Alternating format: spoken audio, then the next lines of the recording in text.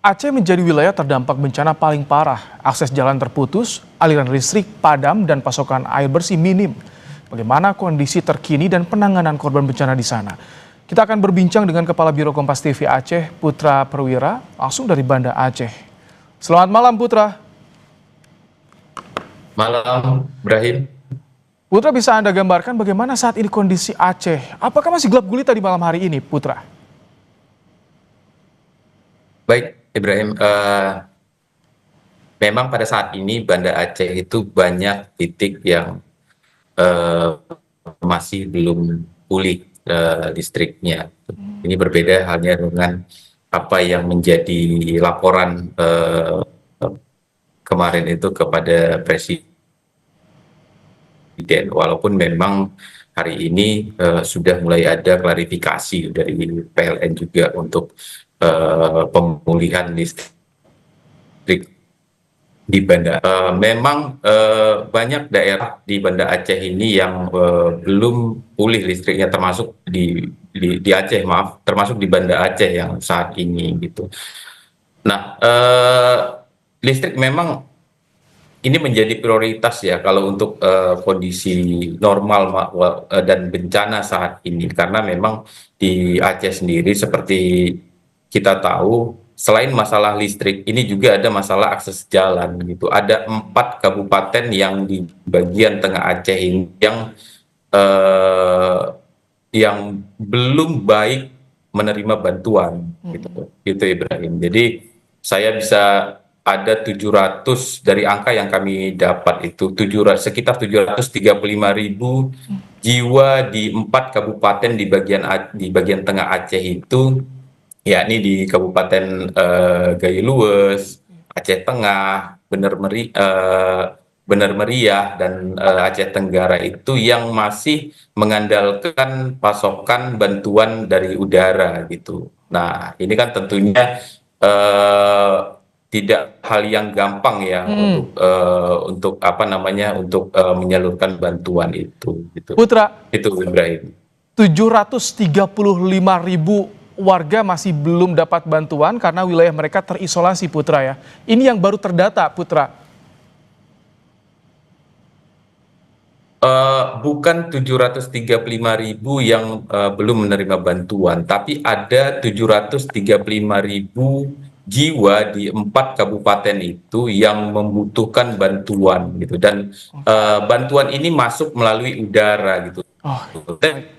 Kita bisa kalkulasi lah seberapa kekuatan udara kita memasok untuk 735.000 warga di situ. Nah, tentunya ini yang menjadi sorotan, strategi bagaimana mendistribusikan bantuan ke 4 kabupaten di bagian tengah Aceh itu, karena memang akses jalan itu belum pulih gitu, banyak jembatan dan titik yang apa ya, yang rubuh ya, dan yang putus, dan titik-titik yang terkena longsor gitu, banyak badan jalan yang juga amblas gitu, yang dan terkena longsor itu Putra, Ibrahim.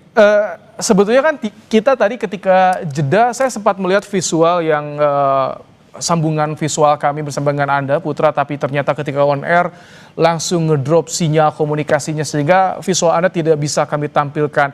Artinya jaringan komunikasi di sana juga belum sepenuhnya pulih total, Putra. Iya, benar, benar Ibrahim. Jadi bisa saya gambarkan bahwa ini saya apa namanya, sambungan internetnya di kantor di Zoom yang memang eh, tidak begitu baik jadinya. Dan ketika saya keluar dari ruangan dari gedung kita ini, gedung kantor Kompas TV, saya sering sudah nggak dapat jaringan ya. Ini tandanya kan memang benar-benar belum pulih komunikasi. Sementara kalau misalnya kita bicara komunikasi, tentu komunikasi ini sangat perlu gitu dalam orkestrasi operasi untuk pemulihan apa namanya distribusi, juga termasuk bantuan ke daerah-daerah terpencil. Oke. Nah, ini saya pikir yang harus menjadi perhatian yang benar-benar serius sama pemerintah gitu. Pemerintah hadir memang, tapi eh, kita butuh pemerintah apa namanya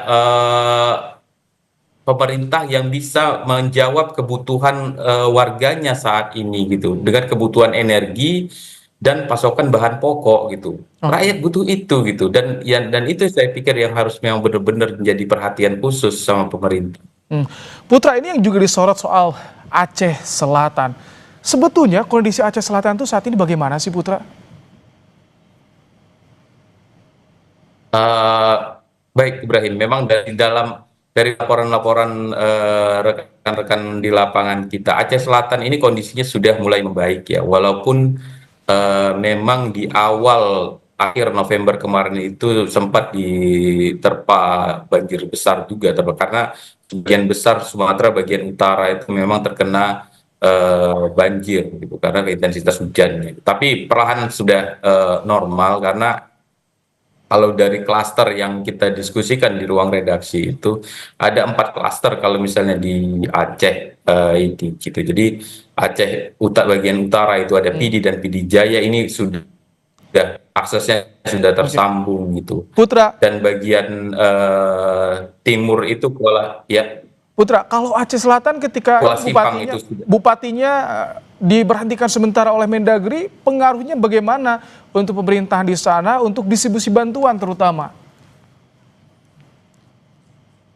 Nah, baik Ibrahim, kalau distribusi bantuan sebenarnya ya kita membutuhkan BNPB memang yang mengorkestrasi operasi untuk pengiriman bantuan gitu. Jadi memang saya pikir eh, eh, Aceh Selatan untuk distribusi bantuannya bisa ya akan cukup cukup bisa baik lah gitu. Walaupun bupatinya, karena memang pada saat kemarin itu beberapa waktu setelah bencana kemarin, bupati sempat berangkat ke luar daerahnya gitu. Ini yang kemarin itu sempat dibilang oleh presiden, kalau dianalogikan sebagai di organisasi militer ini kan desersi gitu, tapi tetap aja karena di situ ada sistemnya sudah berjalan juga ya, memang distribusi bantuan ini tetap dilakukan gitu. Oke. Itu Ibrahim. Termasuk pemulihan ya, jadi artinya tak terganggu kendati bupati diberhentikan sementara hingga 3 bulan ke depan.